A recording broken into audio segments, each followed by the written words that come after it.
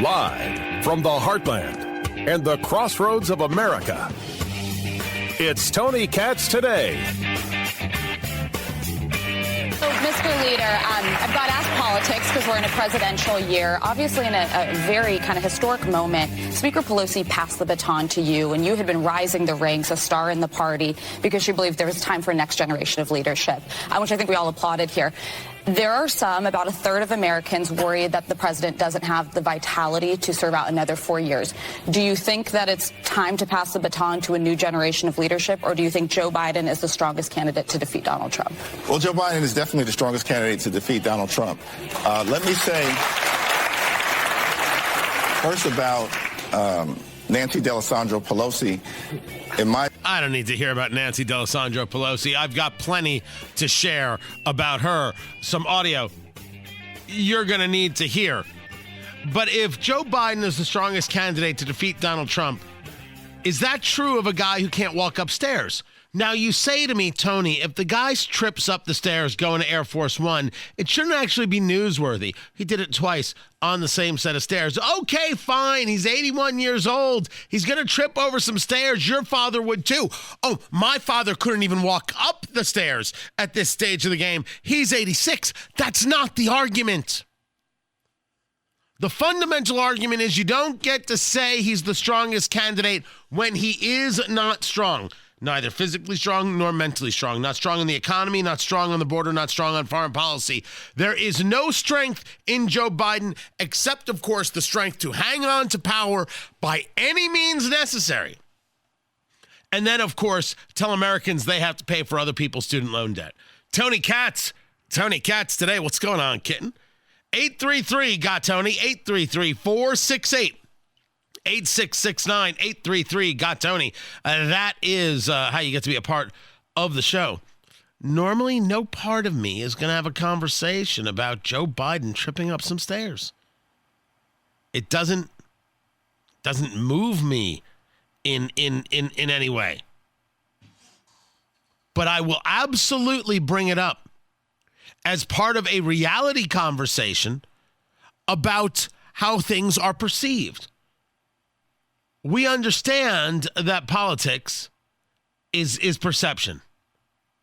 We are fully aware of the fact that politics are perception and expectations. You want to exceed expectations by making them low. You want to lower expectations if things don't go your way. This is standard operating procedure, kids. This is true of Democrats. This is true of Republicans. This is just true. The expectation is the President of the United States can walk up a flight of stairs. That's the expectation. And on the most basic, simple thing, Joe Biden can't do it. Now, maybe it wouldn't matter as much if Joe Biden had himself an economic plan. Joe Biden doesn't have an economic plan. Oh, I see that there are economists out there who will tell you that, we're going to get those rate cuts this year. Based on what? The Dow is down, the NASDAQ is down. It's the second day in a row that they're down. The inflation is still double the rate that the Federal Reserve is looking for. Europe is in recession. Japan is in recession. The UK can talk a big game about cutting rates, but they haven't done it yet. Why would I think rates are coming down? Everything is more expensive, and it's all Joe Biden's fault. Now, one could argue, all right, maybe this isn't Joe Biden's fault. Maybe that isn't Joe Biden's fault. But Joe Biden wants to tell you how he saved you 16 cents at a barbecue. That's the bragging point. For the disconnect, he gets blamed. As we have discussed, and I'm going to get more into it a little bit later, there is no bigger story in America than the southern border.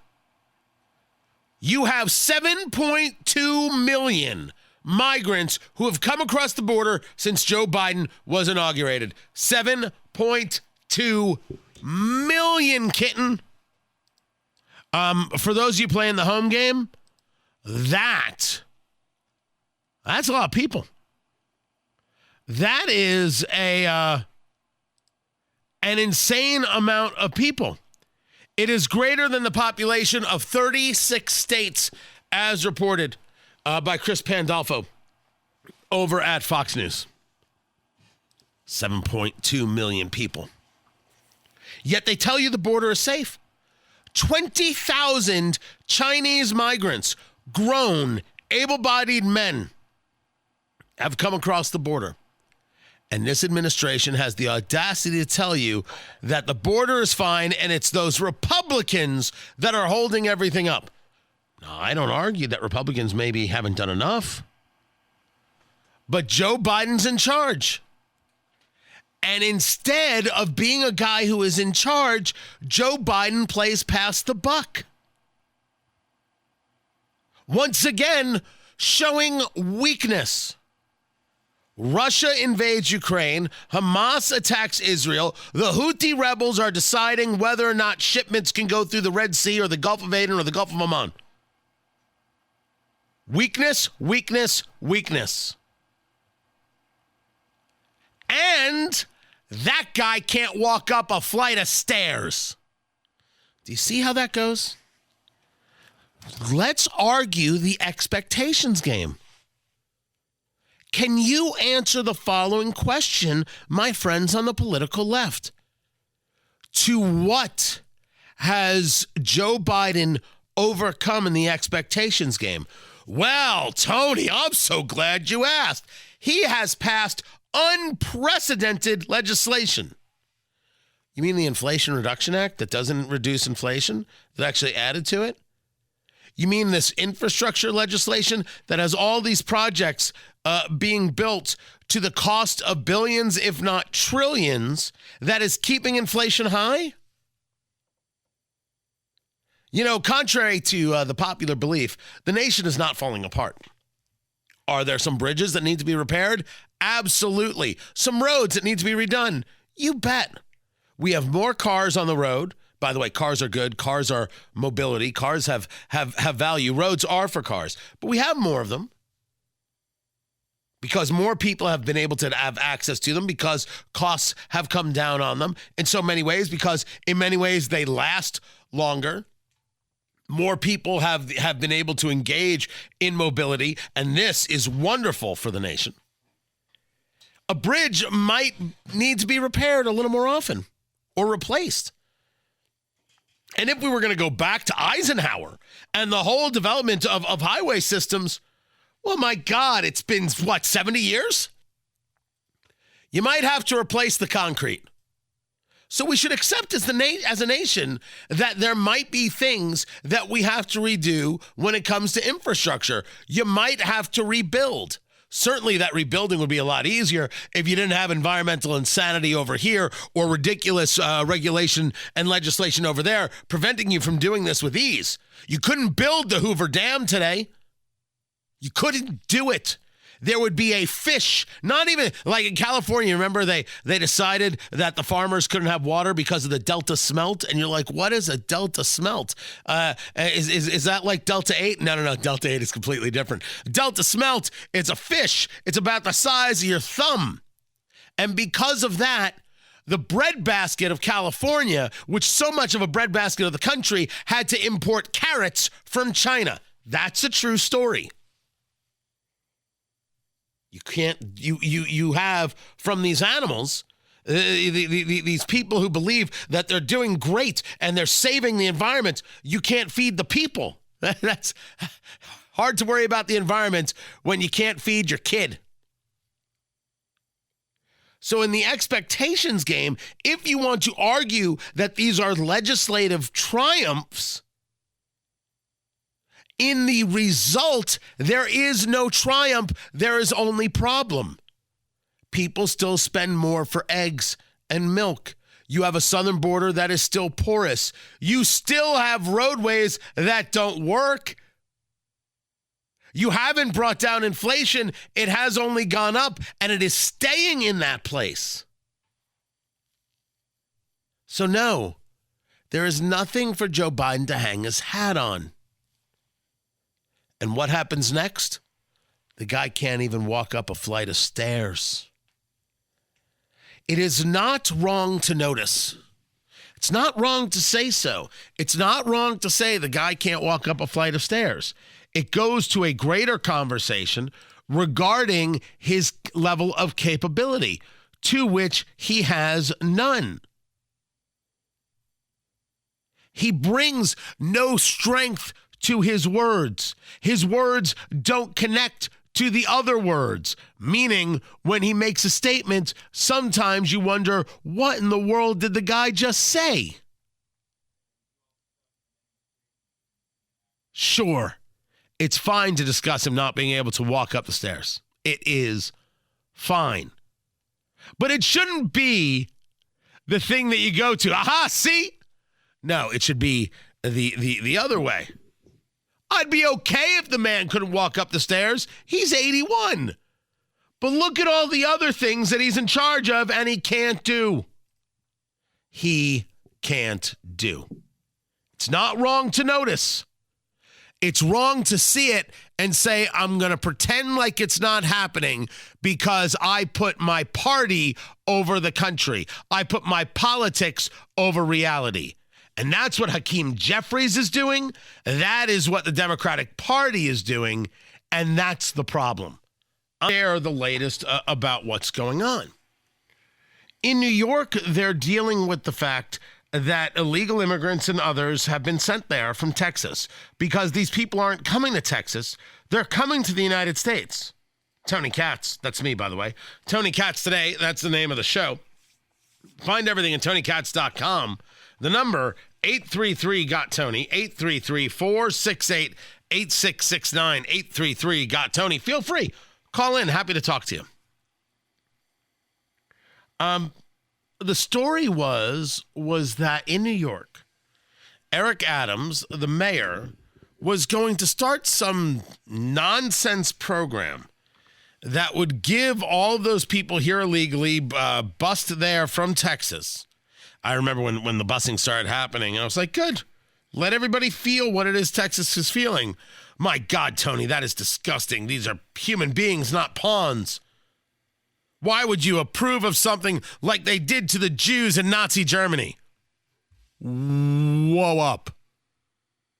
First things first, the Jews didn't cross a border. Just for the sake of clarity. Secondly, these buses have air conditioning. I'm pretty sure the trains the Jews were on did not.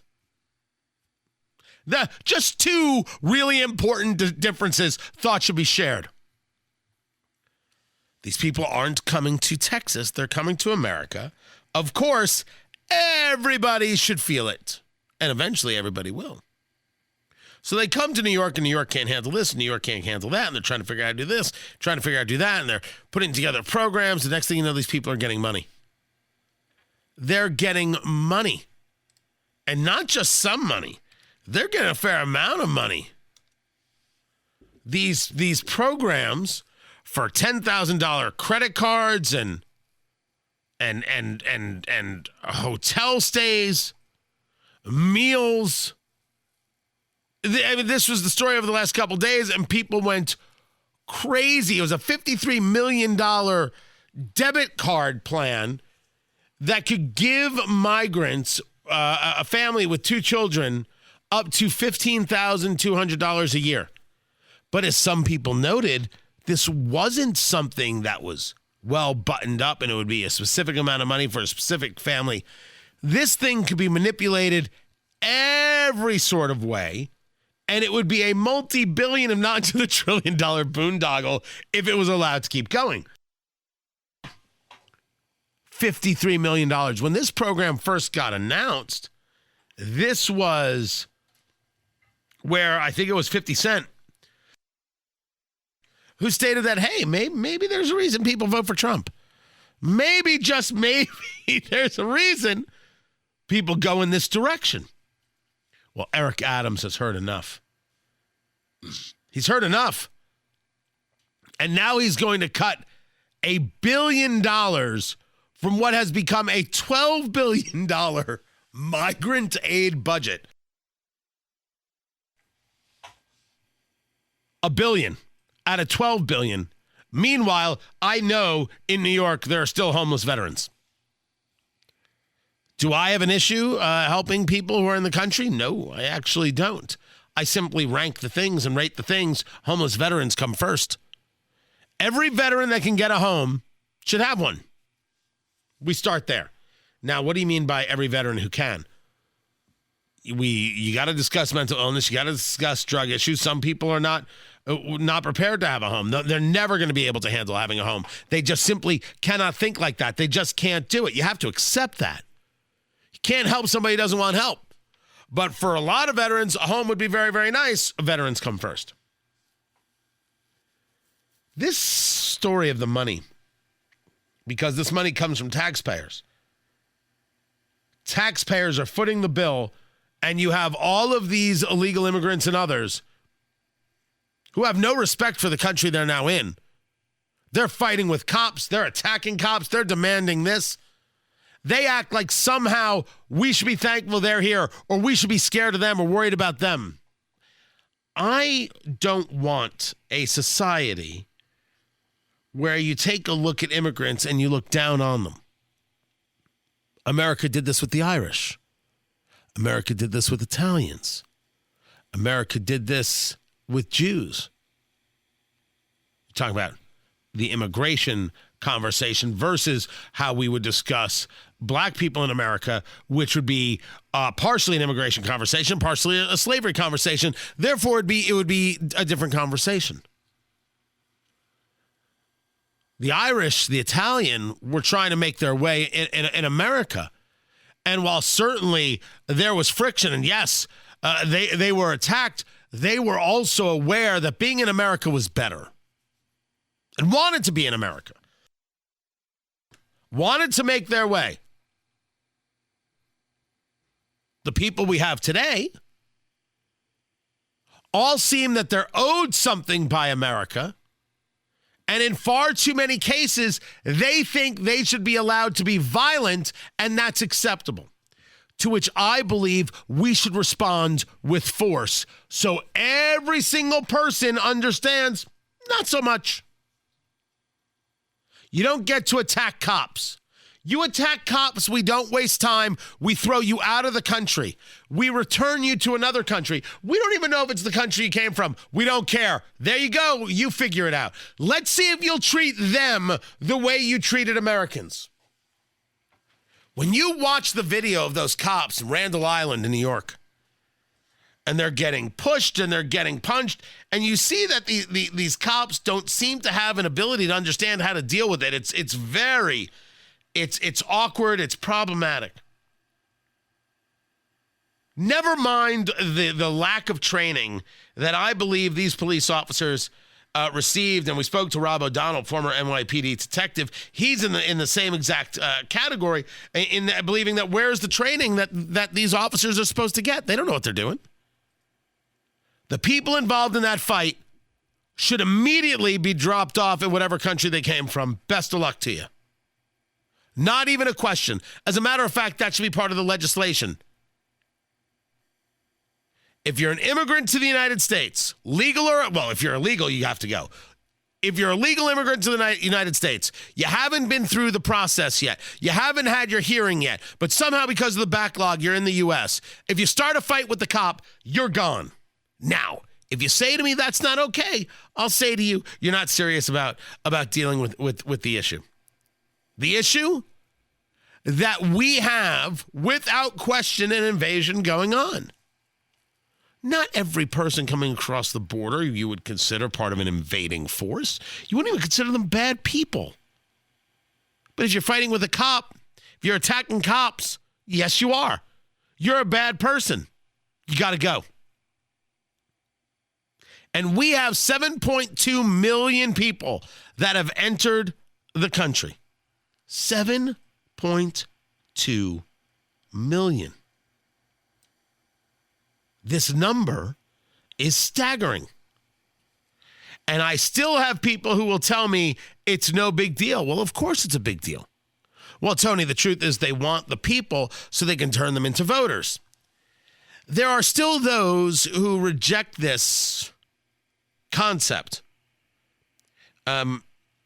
If you're rejecting that there are those in the Progressive Party who want to bring all the people they can to the country and then give them the right to vote, and then they're going to offer them free this, free that, free the other, and turn them into voters, if you don't understand that that is a desire on the part of some, well, you're unserious.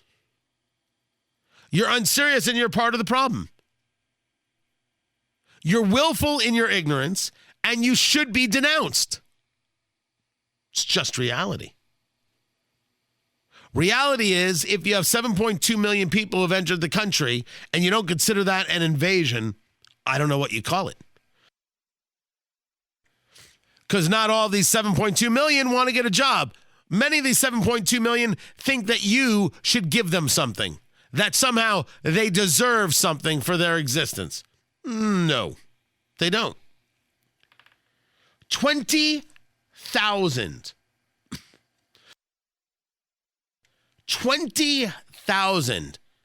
Chinese migrants. We're talking about able-bodied men here. That's what we're talking about. Have come across the border. This, of course, being what we know about. This makes sense to you? Is this rational to you? In no part should it be rational. Of course this is dangerous. Who's connected to the Chinese Communist Party? How else can this be seen except as an invasion? The total amount of single able-bodied men from China who should be allowed in the United States is 0. And if we had any kind of seriousness at all, we wouldn't allow Chinese nationals to own property or business in the United States.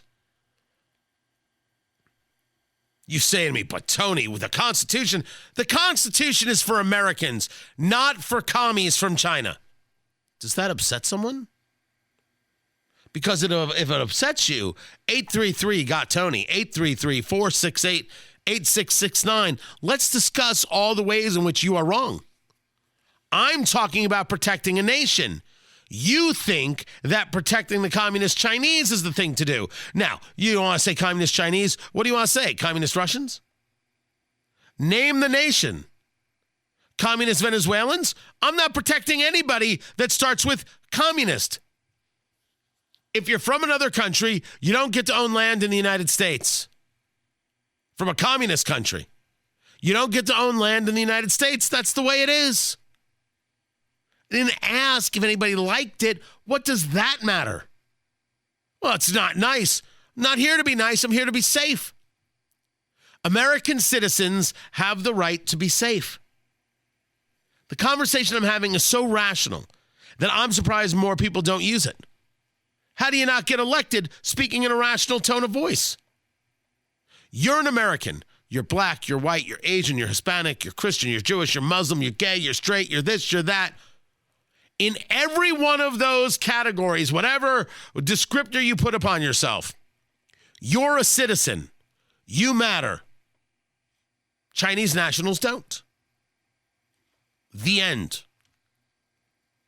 Do I think that you should be rude or nasty to your neighbor who's Chinese? My God, of course not. That's insane. Do I think we should be letting in Chinese nationals through the southern border? No, I do not. We also should not be letting in anybody through the northern border. The border is the biggest story in America. The northern border, you know, there's sectors to the north and to the south, right? You've got a series of them. Whether you're talking about Big Bend sector in Texas or the Blaine sector in Washington, southern, northern sectors, and then in those sectors, you have stations. Well, one of those sectors is called the Swanton sector, Swanton.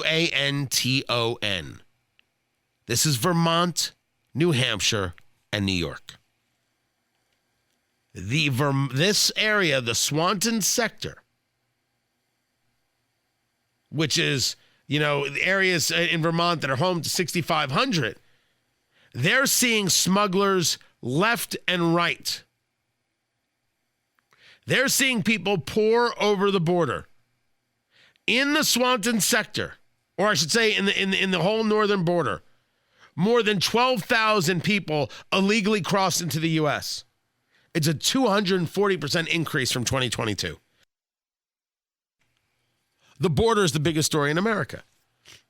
People coming across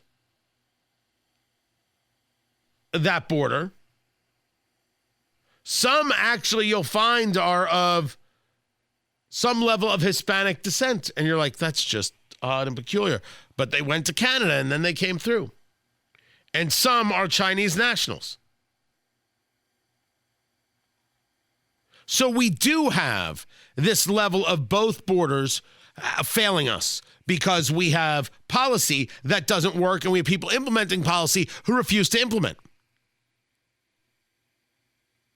You have 7.2 million people who have entered the country, and I've got the political left saying it's not an invasion. I have 20,000 Chinese nationals who have entered the country, and the political left saying it's not an invasion. There's plenty I can put on the political right for not doing enough to engage border policy. But you tell me it's not an invasion. I'm giving you the numbers. I've got 12,000 coming from the north, 20,000 Chinese migrants, 7.2 million overall in 3 years. If you say it's not an invasion, it's because you think your politics are more important than reality. You are right to discuss this. You are right to be angered by it. You are right to demand more from it. If I could just get two things. The building of the wall, which is really a fence, in all the places it's supposed to be built, because it's not going to go from sea to shining sea. That's not how it works. And the technology in the places where there will not be a wall to let Border Patrol agents know who's crossing. If we could just start there, we'd be better off. And then, of course, the rational, which is you do not allow Chinese nationals to come into the country. 3 things that we could pass today. 3 things that we could do today. Not 100 things, not all the things. 3 things that would make lives better. If we don't make a move, people like Eric Adams are going to take every tax dollar you have ever paid. They're going to give it to people who have never paid. You will never get a benefit, and you will be asked to pay more. Maybe we could do something about it now. I'm Tony Katz. I was on a roll. Meanwhile, the calls for the ceasefire. Oh, wait till you hear Speaker Pelosi. Wait till you hear it. American Airlines wants you to know that flying is even worse than you thought it was. And Kamala Harris is taking charge or something. Keep it here. This is Tony Katz Today.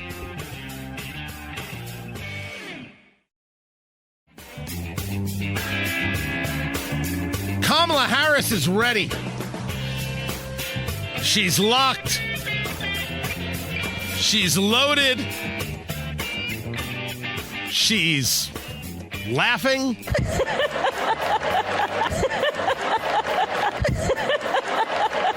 She's ready to lead whether you like it or not, and chances are you're not going to like it one bit. Tell old man Biden to step aside. There's a new sheriff in town. And now that she's done throwing single moms in jail, she's going to run a country. Kamala Harris. Oh, God, we are doomed. Tony Katz. Tony Katz Today. I didn't mean to scare you, everybody. 833-GOT-TONY. 833-468-8669. It was CNN that did this write-up. Oh, a pretty big write-up. Inside Kamala Harris's quiet effort to break through the Biden campaign's information bubble. Now, I must admit to you, I'm not quite sure what that means. What do you, what bubble? Oh, you mean that Joe Biden is tan, rested, and ready? That Joe Biden has got everything together? That this is a man of, by, and for the people, and he's got a perfectly sound mind? Or no? Nay, whoa. Let's not, say that about Joe Biden. Joe Biden, to this day, can still order his favorite ice cream. Please clap. No. Huh. I thought you guys were more easily impressed. Everybody, of course, discussing whether or not Biden's a guy who is going to be on the ticket. I have made the argument of no. He will be replaced at the convention. And this wasn't my original thought. My original thought was it's too late. It's too late to change Joe Biden. And I get that argument. I still, in my head, go through it. There's just no way. None that they can make this work. And if they do, that in and of itself is a statement. And that statement is, we didn't have another option. We didn't really feel we had anybody who could defeat Donald Trump. Which, that would be a remarkable statement. Either they didn't feel they had anybody, or they didn't have anybody who was willing to put themselves out there to try and do it. Why else would you keep Joe Biden? The only reason to keep him is you actually believe that it is your best shot, or that nobody else wanted the shot. Now, we can all be perfectly clear that Gavin Newsom desperately wants the shot. But Gavin Newsom is never going to get the shot. What happened? I'll tell you what happens. You're white. It's the Democratic Party, and they're not going to replace Joe Biden with a white man. No. It's not going to happen. I don't care what you say, Gavin. I don't care how wonderful you think you are. Now go home and get your shine box. It's not going to happen. By the way, the deficit in California worse than they assumed? Well, that's what happens when everybody leaves.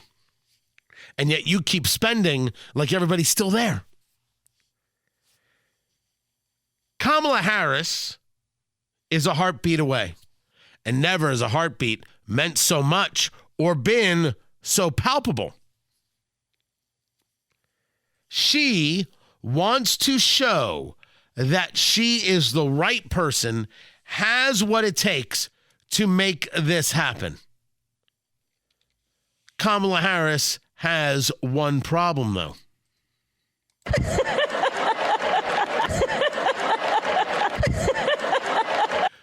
I made that loop. Do we have an idea of when I made that loop? Oh, I made that in 2019. I made that 4 months before COVID. September of 2019 is when I made that. I just sitting here, putting together the show, doing the show. During, I think, one of the commercial breaks, I just got out the program, a little Adobe Audition, and I made this loop. This loop goes on for 60 seconds. And in it, you fully encapsulate the problem that the vice president has. She is unserious and nobody takes her serious. People have left her orbit. She blames everybody for her failures, but the word is out. She doesn't study. She doesn't research. She doesn't put in the effort. Everybody on her team is at fault for anything she gets wrong, anything that gets mismanaged, anything that gets misunderstood. It's always somebody else. And every single time she speaks, every single time she talks, she ends up laughing, giggling, chuckling, chortling, and sounding like an absolute weirdo. In every single conversation, Kamala Harris doesn't sound like somebody who is a leader. Kamala Harris sounds like this. I see our college students. And let me just tell you, I love Gen Z. I don't know if some, I love Gen Z. So, okay, for the older adults, this is going to be a humbling thing I'm about to share with you. If someone is 18 years old today, they were born in 2005. Oh, yeah, check that out. Think about that for a minute. Think about that. She did math. She subtracted and then said, huh? Yeah, I guess you weren't ready. You weren't ready for that. Oh, the mind of Kamala Harris. Ho, ho, ho, ho. It is a splendid thing. Excuse me while I whip this out. There's my brain for the world to see.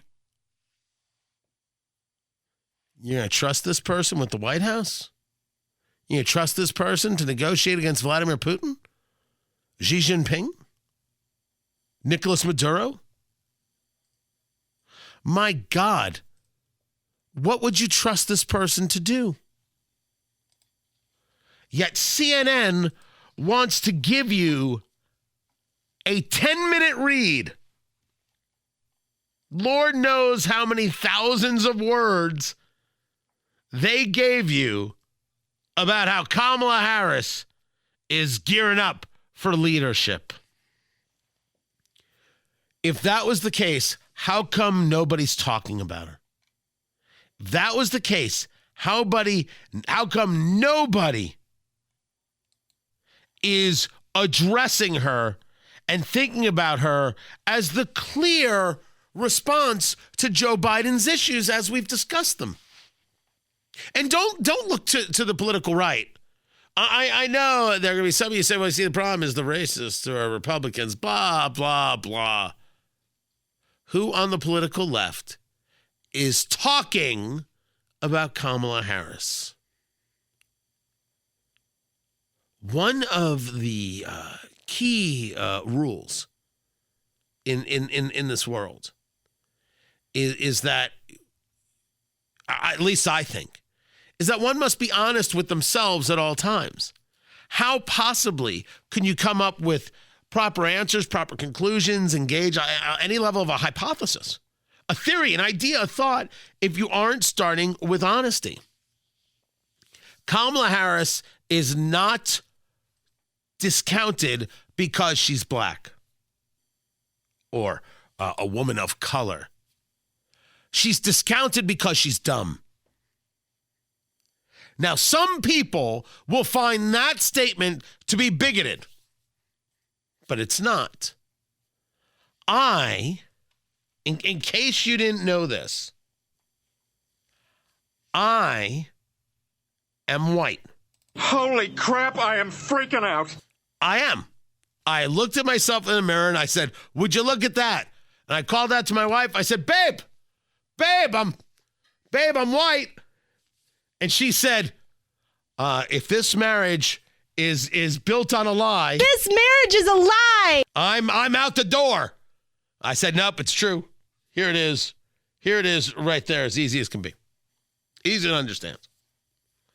I have met plenty of white people. Some brilliant.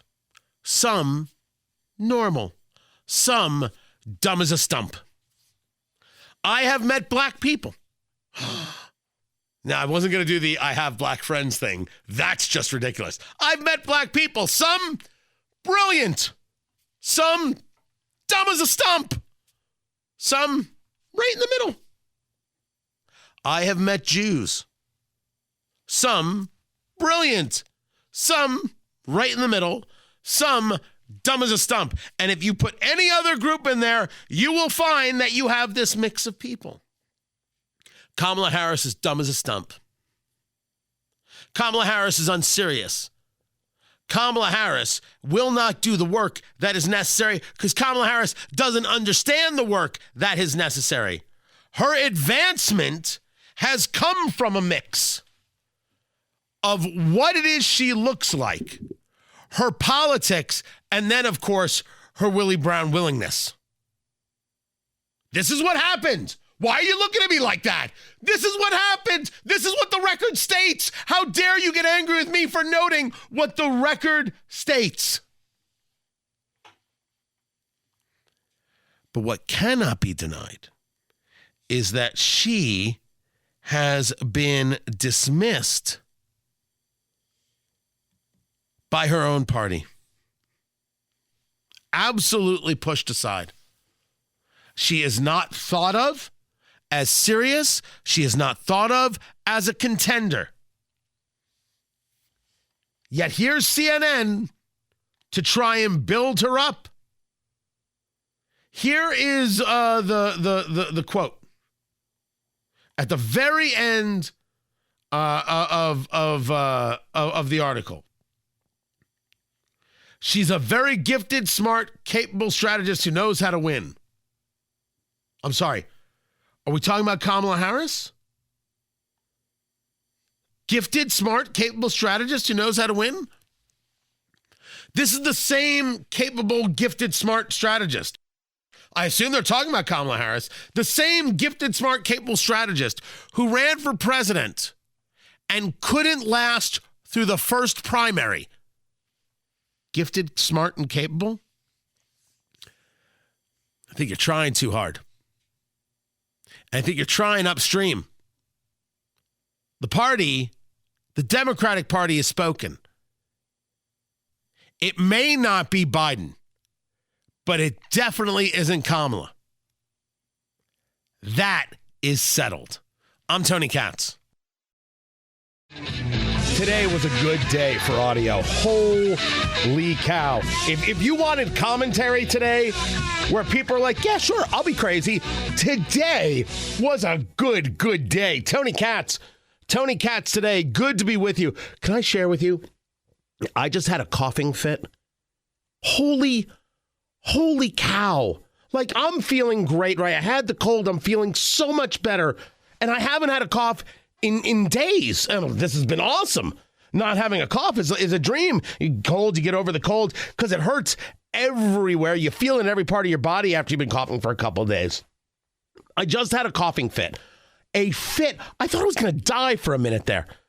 That was nuts. Like, this has to be the end of it. Has to be the end of not feeling well because I'm tired of talking about it. But I very much appreciate that you guys have been is lenient the right word? Like, I have not sounded my best in terms of voice, and you guys have been right there. And so I do appreciate it. Just so you know, I want to bring you my best, and I haven't been over last week, and you guys have been awesome, and I greatly appreciate it. This is not awesome. This is, well, take that back. This is amazing. This is Karine Pierre talking about the New York Times and whether or not they are properly objective. The publisher of the New York Times has talked about getting flack from the White House for its coverage of the president's age. Can you talk to us a little bit about what you think is sort of fair game when covering the nation's oldest president and what might be off limits? So, look, I mean, a couple of things there that I would say on that particular item. Look, you all asked me pretty. Can we just stop for a minute? Look,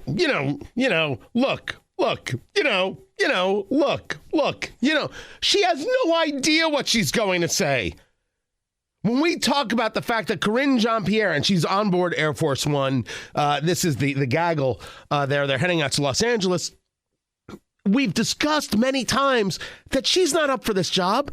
She doesn't understand how to do the job. She has no ability to engage. If it's not written in the binder, she cannot say it. That is unbelievable. Look, come on.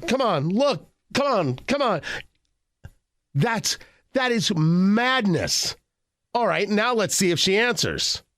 Pretty regularly about the president's age, and we lay out what our perspective is. We lay out what we've seen this president do in the last 3 years, which is deliver on historic piece of legislation that's going to change the lives of Americans for generations to come.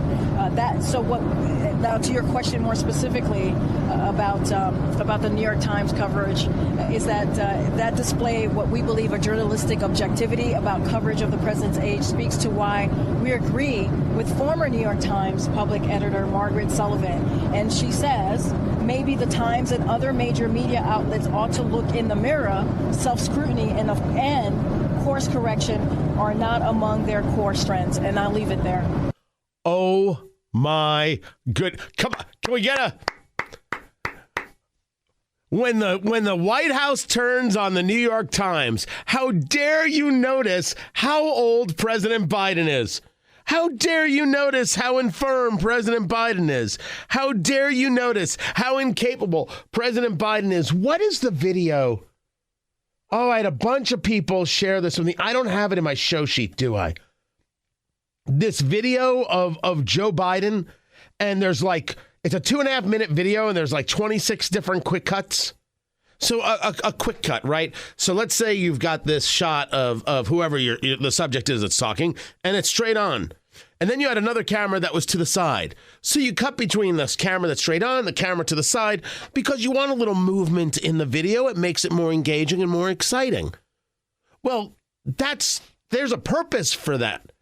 Then there's the kind of cut where you've got the shot, and let's say it's kind of wide of the subject, and then you want to have a close-up, and so you bring the close-up for like a reaction, and then you bring back to the wide, and that's a cut, right? You cut it in, and you've assembled the video like that. Well, quick cuts is when you do this one after another, right? It's not transitions. It's just boom to this angle, boom to that angle, boom to the up close, boom to far away. 26 times in 2.5 minutes? Now, that's not normal, as people who are in this industry will explain. But it is when you realize that it's very possible that you couldn't get Biden on a first take or a second take or a third take. It was take after take after take after take after take after take. And this is the best you could put together. You had to take 3 seconds from this one and 12 seconds from that one. Ooh, you got 22 seconds of somewhat normalcy over on this take. Let's go use that. And that's what they're putting together. It's nuts, because he can't put together a sentence that makes you feel comfortable and confident. Now, every now and again, he surprises you at some kind of like gaggle around Marine One, the helicopter or something like that. But in the main, he can't be trusted.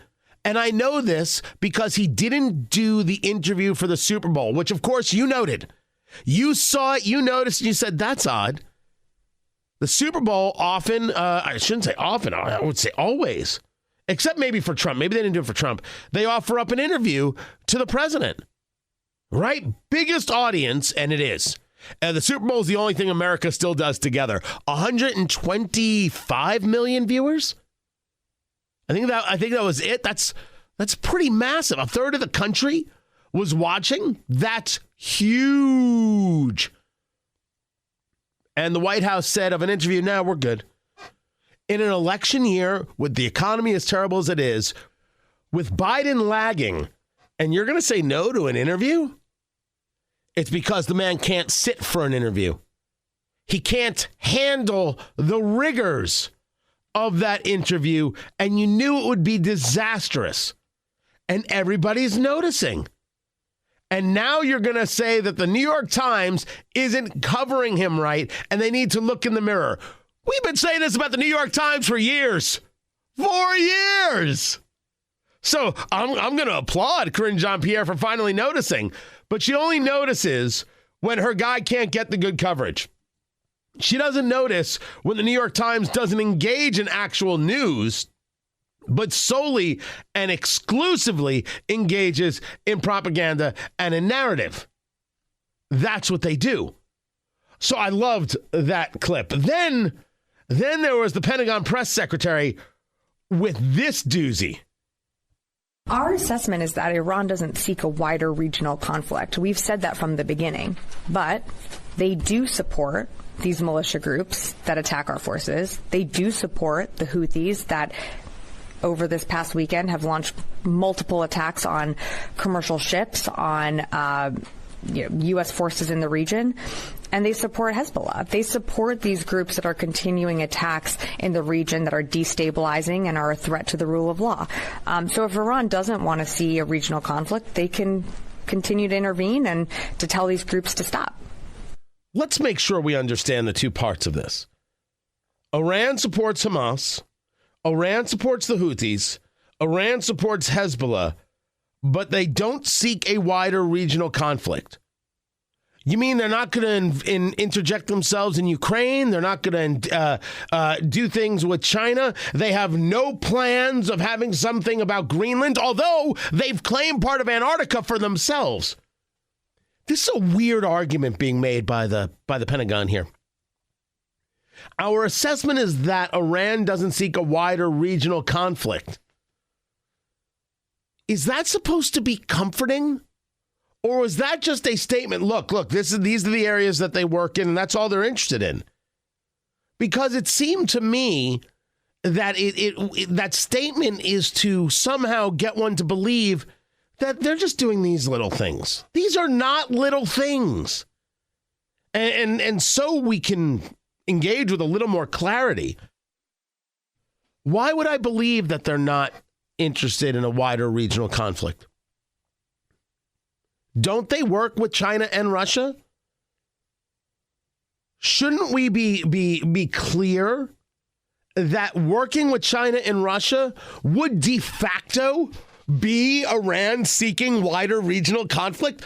I don't claim an expertise. I claim to have a brain. Let's just take a moment. It's you, me, a bourbon, and the bar stool. If they're part of meetings with China and part of meetings with Russia and work in some of these naval exercises, isn't this de facto the point? That they are engaged in this way? Let's try it another way. Exactly how many people on the terrorist watch list crossing from the southern border into the United States? And as we've discussed, the border is the biggest story in America. Nothing comes close. And there are some real stories out there. Important subjects. The border is the biggest story in America. 20,000 Chinese nationals have crossed the border since October. You have 7.2 million people that have crossed into the United States under Joe Biden's watch. That is more than the population of, 26 states or is it 36 states? It's got to be 26 states. 36 states? Somewhere between those two.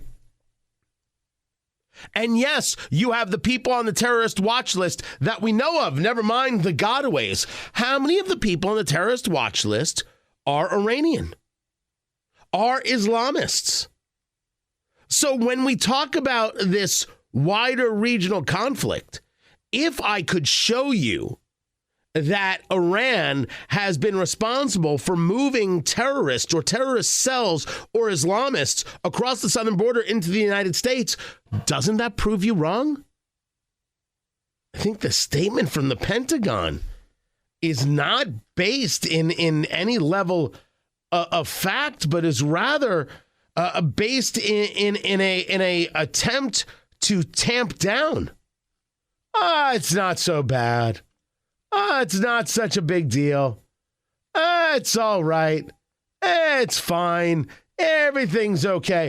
It is not. It is not in any way, shape, or form okay. To quote Marcellus Wallace, it's pretty blank and far from okay. Because it is. And I find that these stories relate to something I was discussing earlier, the story out of Seattle, where there are these posters all around, homosexual intifada. And you're like, what in the world? What does that even mean? But you're led to believe, and Jason Rantz did the reporting because he's out of Seattle, that are there groups, are there people who are gay who are supportive of Hamas? Like, do they not understand how impossible that is? Do they not understand how willful they are in advocating for their own destruction? Islamists will kill you if you're gay, stone you if you're gay. This isn't a debate. These are the facts as presented. So when I see that, it's like, why are you pushing for your own destruction? When I see that from the Pentagon, this idea that Iran doesn't seek a wider regional conflict, that seems to, like, if you're saying it for the benefit of the public, I think it's lying, because I believe it is obvious that Iran is searching for more conflicts, and they don't care if it's wider regarding the region. But does that say to the Pentagon, yeah, we don't have to worry about them as much. They're only here. That's it. That's all we have to think about. It reminds me of Jake Sullivan, the National Security Advisor, who a week before Hamas murdered 1,300 Israelis and others, Jake Sullivan put out there that the Middle East has never seen more peace and prosperity and everything is going swimmingly. It's perfect. My gosh, you're all just worried about nothing. It signals to me an eye off the ball. And I am very concerned about eye off the ball, because when the eye is off the ball, Hamas gets to murder 1,300 people and set babies on fire and rape women. And we should be opposed to all those things. When the eye is off the ball, what security threats exist to the United States, which is why I bring up the southern border. And that clip from the Pentagon, that's the immediate feel I get. Like they're not connected to the same reality that you and I are connected to, and that's just dangerous. And when the people you're supposed to trust for your security aren't necessarily trustworthy, dangerous is the only word I can come to. Very, very bothered by commentaries like this. Very bothered by what seems to be it's fine. Just a flesh wound. No, no, it is not. Become a supporter over at TonyKatz.com. I would greatly appreciate it. This is Tony Katz Today.